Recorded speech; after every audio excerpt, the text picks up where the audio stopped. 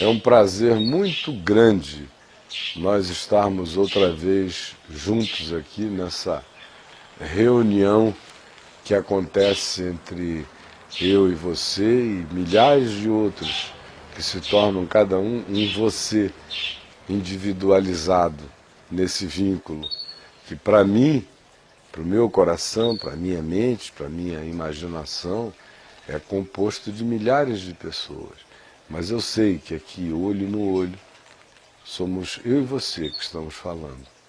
Eu quero ler para você um texto no Evangelho de João, no capítulo 7, no verso 37, que diz assim: no último dia, o grande dia da festa que estava acontecendo em Jerusalém, levantou-se Jesus e exclamou: se alguém tem sede, sede espiritual, sede de sentido, sede de significado, sede de segurança, sede de vida eterna, sede de paz, sede de Deus, então venha a mim, disse Jesus, e beba. Porque quem crer em mim, como dizem as Escrituras, como diz o profeta Ezequiel, no capítulo 40 até o 47, do seu interior, do interior dessa pessoa que crer em mim, fluirão rios de água viva. E isto, Jesus disse com respeito ao Espírito Santo, que haviam de receber os que nele, os que em Jesus crescem, pois o Espírito, até esse momento, não fora concedido ampla, abundantemente aos homens, porque Jesus ainda não havia sido glorificado, ou seja, não havia sido ainda ressuscitado de entre os mortos. O convite dele, no entanto, é este: para qualquer ser humano, se alguém, qualquer um, qualquer pessoa, tiver sede, dessa sede que deixa você num estado resfolegante de incompletude, de irrealização interior sempre. Se alguém tem sede, venha a mim e beba, disse Jesus. É uma condicional, se alguém. Porque nem todo mundo tem. Tem gente que morre de sede, vai morrendo de sede espiritual, só que nunca a detecta. De fato, são pessoas que não querem encarar sua sede, sua necessidade de Deus, de sentido para a vida, de significado, de razão para ser, de certeza de que estar no mundo faz sentido, um sentido que não tem a ver com essas coisinhas idiotas de vou ficar mais rico, vou comprar um outro carro, vou ter uma casa a mais, vou construir um nome de respeitabilidade. Isso tudo é poeira, é vento, é pó, é talco, não é nada, não é vida ainda, é performance. Então tem gente que tem sede, mas converge a sede toda para os pequenos ídolos do imediato, para esses deuses mínimos do tempo, para essas imagenzinhas de escultura, para esses ídolozinhos da sociedade de consumo, daquilo que o curso deste mundo impõe como sendo coisa a ser buscada e alcançada por gente que tenha dado certo na vida. Você sabe como é. E aí a sede espiritual do indivíduo é camuflada, por isso ele nem acha que tem sede alguma dentro dele. E vai vivendo, se atropelando nas materialidades, comendo superficialidade, bebendo irrisoriedade, vai se distraindo com o presépio do mundo e não realiza, e não discerne, e não percebe o seu próprio significado espiritual profundo e também não percebe qual é a dimensão da sede dele, como é que essa sede pode ser atendida. Mas para aqueles que estavam vendo Jesus e ouvindo Jesus naquele dia, ele apenas disse: se aqui entre vocês, significando não apenas naquela geografia, mas em qualquer outra onde essa palavra fosse ouvida, se alguém tem sede, assume sua sede. Assume que quer Deus. Assume que quer sentido para a vida.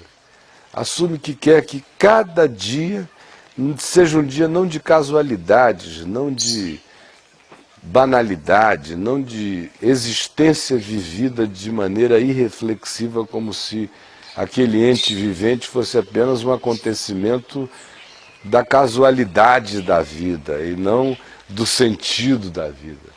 Se alguém, portanto, tem essa sede de ficar cheio de Deus hoje, cheio de Deus para a eternidade, cheio de sentido para a vida em qualquer tempo, Jesus disse: então, venha a mim e beba. Porque, como diz o profeta Ezequiel, como diz a Escritura, do seu interior fluirão rios de água viva. Agora preste atenção em mim. Há um contexto histórico relacionado ao que está se dando aqui, que é extremamente importante para a gente compreender, a fim de discernir o que Jesus esteja dizendo. E, na realidade, o que é que Jesus está dizendo aqui para mim e para você? Ora, era o dia da festa dos tabernáculos, era o último dia. Jerusalém estava lotada, o templo entupido. Gente de todo o país e de várias nações à volta. Era uma festa que convergia interesses e motivações religiosas diferentes no mundo inteiro entre aqueles que haviam se tornado crentes no judaísmo e que haviam sido feitos prosélitos do judaísmo, como é a expressão normal no Novo Testamento. Essa multidão cosmopolita toda está lá e mais o povo do país. E o sacerdote incumbido daquela solenidade final naquele dia, daquele rito, cumpriu aquilo que as ordens sacerdotais do Templo de Jerusalém vinham fazendo de maneira ritual e simbólica. Uma criação deles, aquele rito, aquela celebração daquele tipo no último dia daquela festa. Que rito era esse? Ora, o profeta Ezequiel, no Velho Testamento, tinha dito, no capítulo 40, que surgiria em Jerusalém um templo.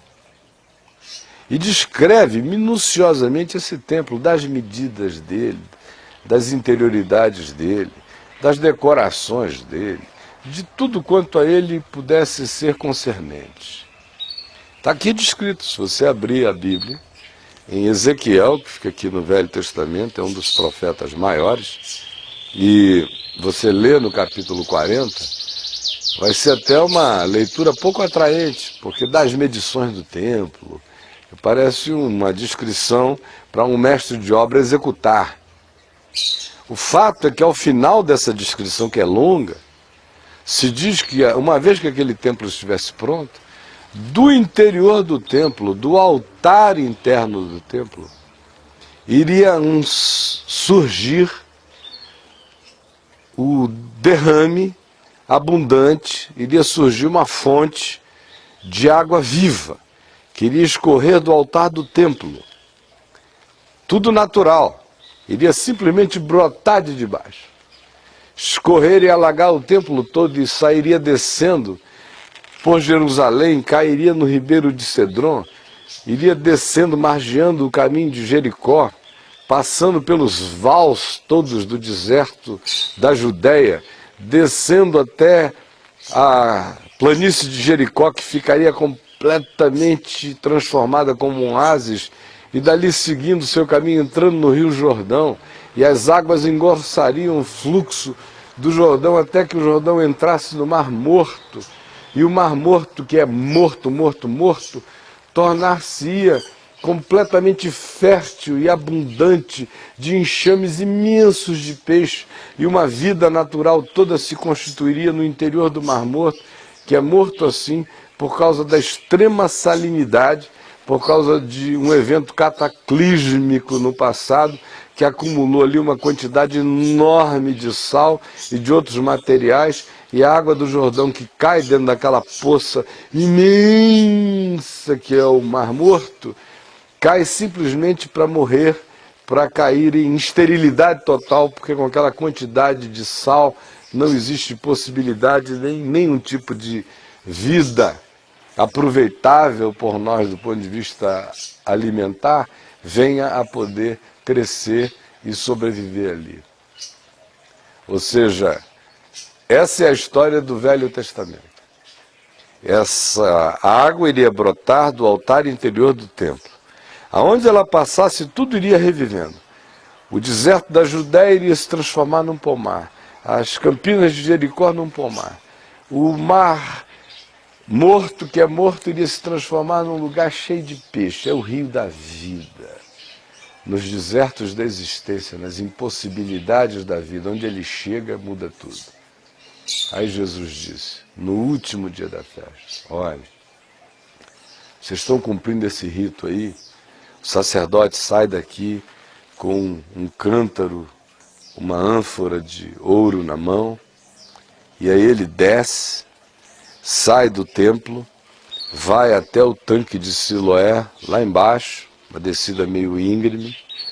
A multidão segue com o sacerdote, lá ele pega um pouco de água da fonte de Siloé, traz até o altar do templo e derrama a ânfora de ouro com a água, simbolizando o cumprimento da profecia de Ezequiel 40. Isso é só o rito que vocês estão tentando cumprir. O que eu estou oferecendo é a realidade. O que eu estou dizendo aqui a vocês é que hoje essa profecia de Ezequiel se cumpriu. O que as escrituras do passado diziam, aconteceram. Eu sou esse templo do qual jorra essa fonte de água viva. Eu sou a realização dessa promessa. Aí você chega e diz, poxa, mas assim também é muito fácil Jesus pegar as coisas legais do Velho Testamento e fazer igual a Igreja Universal do Reino de Deus. A campanha do Gideão, a campanha do Abraão, a campanha do não sei o quê. Nada. Com Jesus a coisa é séria, não tem estelionato nem brincadeira. O que Jesus está dizendo não só é realidade que a ele concernia, mas é duplamente realidade que a ele concernia, sabe por quê? Se você abrir aí em Isaías 40, se você for um matemático, um arquiteto, um engenheiro, pode tentar construir com as categorias de arquitetura humana a descrição desse templo e veja se você consegue. Ele é inconstruível, o templo de Ezequiel. Ele começa pequenininho, a entrada é um côvado, 1 metro a entrada do templo.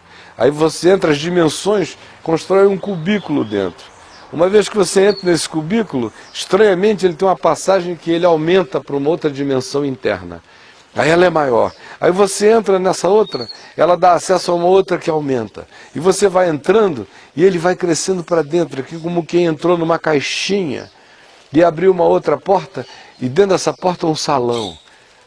Só que não faz nem sentido, porque do lado de fora não há descrição externa para o salão, mas o salão está dentro de um acesso da caixinha.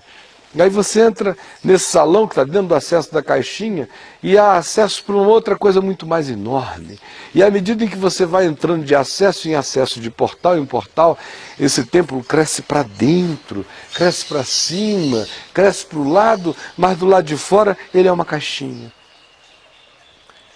Ele é inconstruível, eu diria, só seria construível se a gente usasse como material para construção elementos de natureza subatômica, quânticos.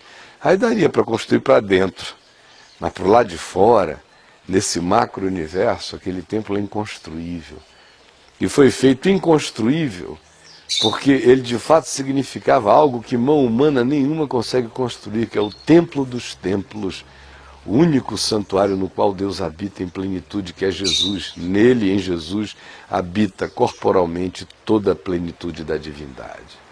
Pois bem, Jesus chega e diz: isso que vocês estão fazendo é o rito da religião. Vão ficar com essa ânfora de ouro indo pegar água no poço de Siloé, jogando aqui no canto do altar para fazer esse faz de conta, para fazer esse presepinho, para alimentar essa esperança ritual que nunca realiza o prometido, que nunca faz acontecer o que havia sido dito que seria. Pois bem, esse dia acabou. Olhem bem para mim. Se alguém tem sede, venha a mim e beba, porque aquele que crê em mim, como diz a Escritura, do seu interior fluirão rios de água viva. Aí o povo ficou ouvindo aquilo ali, alguns começaram a se interessar e querer saber o que era, outros não entenderam nada e justamente porque não entenderam passaram batidos e foram embora. Assim como hoje de manhã. Tem gente que está vendo porque está acostumada a ver, tem gente que está vendo porque diz, bom, eu não perco nada vendo, tem gente vendo porque diz, é interessante o que ele diz, tem gente vendo porque afirma para si mesmo, eu tenho aproveitado muito e tenho crescido, tem gente que vê por outra razão, eu vejo porque ele é diferente da religião, bate nessas mentiras, eu concordo com isso, eu vou assistir só para ver qual é a paulada que ele vai dar hoje. E tem gente que assiste de bom coração, porque tem sede e quer beber. Mas no meio dos que me veem agora, eu sei a quantidade enorme de curiosos, observadores displicentes, ou apenas o pessoal que não consegue deixar de ver alguma coisa que seja diferente o suficiente para servir e alimentar as conversas dele nos papos e nos debates da vida, mas nada mais do que isso. A minha oração é que todo aquele que está ali me vendo com sede tenha crido que isto aqui não é fanfarrice divina. Jesus não é um canastrão falante aí, vendendo ideias irrealizáveis. Não existe nada disso nele. Ele pagou com a vida e demonstrou com a ressurreição que falava a verdade. Ele é o templo cósmico eterno. É dele que procedem essas águas que curam.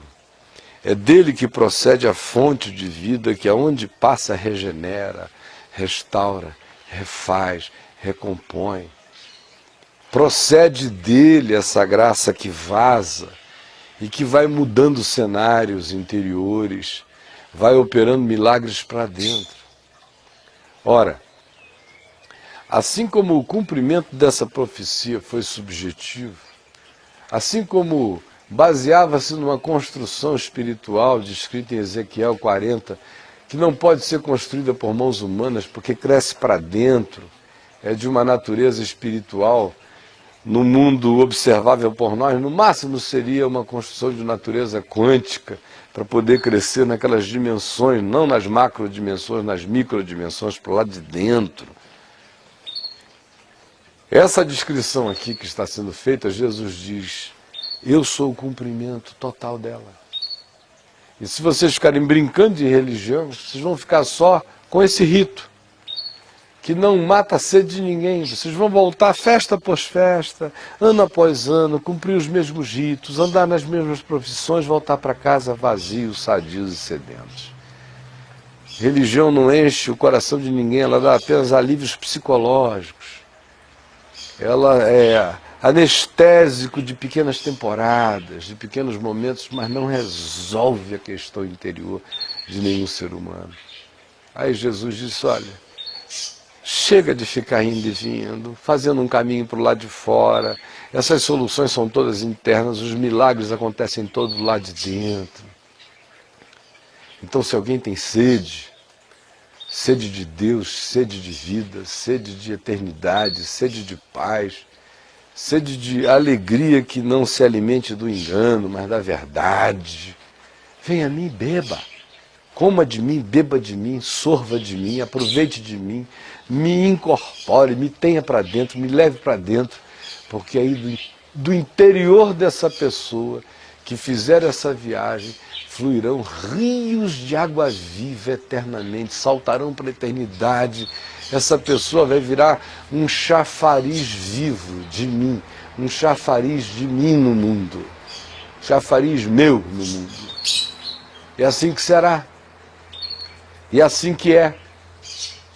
E eu estou falando isso a você porque é assim que é em mim. Pelo amor de Deus, eu olho para trás, eu sou já um homem de 1000 anos de idade, considerando os prazos nos quais eu deveria morrer se eu não tivesse encontrado Jesus. Eu não sei se eu teria passado dos 19. Com 17 eu briguei, bati em tanta gente na minha cidade. Era naquele tempo um jiu-jitsu sem responsabilidade, um jiu-jitsu aplicado à cacetaria de rua. Quebrei muito o braço, botei gente em hospital, botei gente em coma, teve gente armada querendo me matar para todo lado, fugi para o Rio de Janeiro, me internei de novo na Academia Grace, fiquei pior ainda treinando de dia e de noite, briguei na rua no Rio igual um doido, com um monte de outras pessoas, cada um responda pela sua parte, eu estou falando da minha. Voltei para Manaus e me converti, com polícia querendo me matar, gente querendo me matar, inimigos querendo me matar. Eu só tinha 18 anos de idade, parecia um velho de aprontações. Tem testemunha para todo lado, para confirmar cada milímetro do que eu digo na vida. Foi tudo público, que não tem H. Eu não teria ido a lugar nenhum. Se eu não tivesse conhecido o manancial de águas vivas, com 18 anos e meio já, idoso de alma, não idiotado como esses meninos de 18 anos que parecem os imbecis de 7. Eu tinha 18 com 40 anos de lombada grossa atrás de mim. E encontrei Jesus. E se eu não tivesse encontrado, eu não estaria vivo no ano seguinte. Eu estou aqui, e não foi só aquela ocasião que a minha vida foi literalmente salva, mas dezenas de outras, mas eu não teria passado dos 19, 20 anos de idade, se eu não tivesse bebido do manancial da água viva. O meu desespero era muito grande. A minha aflição por sentido, por vida, era imensa. Eu brigava tanto, eu tinha tantas mulheres toda hora, todo dia, eu me entregava tanto ao sexo, às viagens paralelas, à violência, às lutas como raiva, porque no meu coração tudo era idiota, tudo não fazia sentido, as coisas eram ocas, nada valia a pena, o mundo era uma mentira.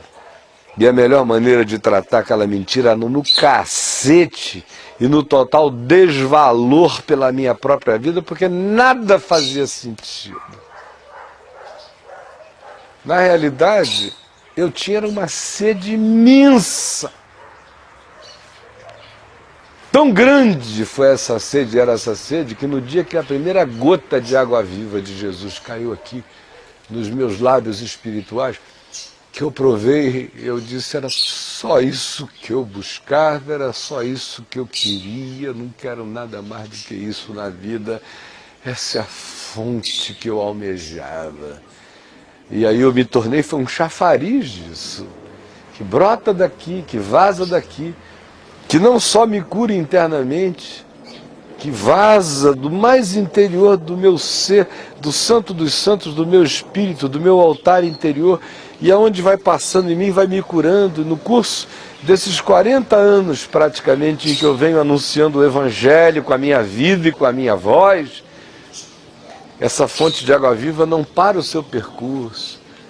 Ela começou em dimensões pequenas do meu ser. Mas hoje eu tenho a lhe dizer, meu amigo, que ela já visitou o mar morto da minha vida. Já visitou as regiões mais abissais da minha interioridade, onde não havia vida nenhuma, e o milagre da graça de Deus começou a se operar até nos porões mais indiscerníveis, nos escaninhos mais impenetráveis do meu ser. A água da vida entrou lá. De modo que para fora eu sou um chafariz da vida, como eu estou sendo aqui agora. Estou sentado nessa praça pública da história, com a minha boca aberta, jorrando água viva de fé e de esperança para quem quiser crer. E é a mesma água viva que para dentro de mim faz uma viagem de cura e de restauração e de sanidade e de produção de vida, nascendo no chão das esterilidades. É esse milagre que se dá em mim, que eu compartilho com você aí, que eu compartilho com você aqui, que eu compartilho com pessoas em qualquer lugar. E o convite é simples assim. Quem crê, quem crê, quem disser eu creio em Jesus. E você pode crer agora. O seu coração está recebendo estímulo de fé para crer. O Espírito Santo está aí, ó, emulando a sua alma para ver se você crê. E se você crer, você vai ver a explosão de água da vida brotando de você. Comece a ler os evangelhos. Mateus, Marcos, Lucas, João, vá lendo o Novo Testamento todo. Vá alimentando o seu espírito com fé, com palavra viva. E do seu interior as fontes de água viva brotarão, não cessarão nunca mais. Aquele que crê, vira esse chafariz de Deus no mundo. Aquele que crê vai sendo sarado pela água viva dentro. Aquele que crê se transforma nesse ser que já carrega os conteúdos que saltam para a eternidade. Assim é o Evangelho. Assim pode ser com você. Eu vou parar aqui agora, convidar você para estar conosco hoje à noite no Teatro La Salle, na 906 Sul, todo domingo, Teatro La Salle, às 19 horas.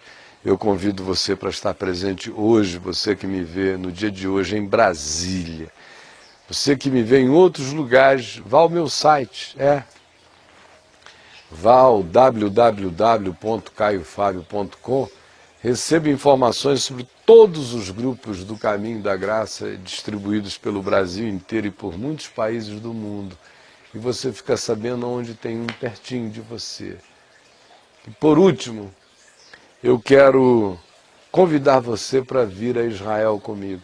Em março, aí por volta do dia 16 de março, eu vou estar indo à Turquia, Jordânia e Israel. A Turquia, antiga Ásia Menor.